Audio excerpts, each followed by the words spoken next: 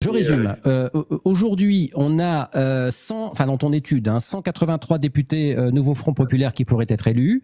On a entre 73 et 110 des macronistes ensemble. On a, tu m'as dit combien pour le divers droite? divers 14. Divers, pardon, 14. 14 pour les divers. LR, côté Ciotti, donc Union nationale avec le Rassemblement national, une vingtaine. LR, Alors Canal eux, historique.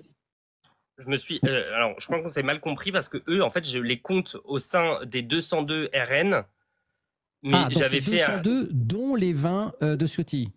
D'accord, ok.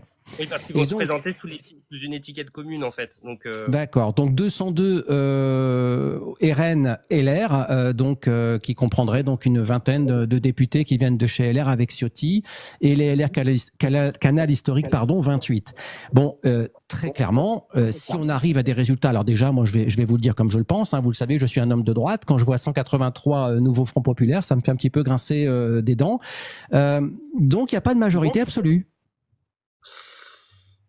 moi, de ce que j'ai trouvé, non. Après, je vais refaire une carte parce qu'il y a, un sondage qui est sorti tout à l'heure et qui donne une très, très, très forte participation.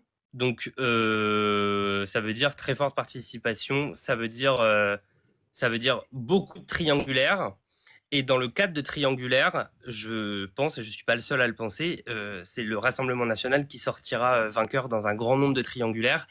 Et ça me fait aussi croire que le Rassemblement national pourrait, par le biais de ces triangulaires, remporter des sièges dans des circonscriptions où on n'aurait jamais imaginé voir le RN gagner, notamment peut-être en Île-de-France, dans le Val d'Oise ou dans les Yvelines, et aussi en Bretagne, où je pense que c'est pas impossible dans le cadre d'une triangulaire.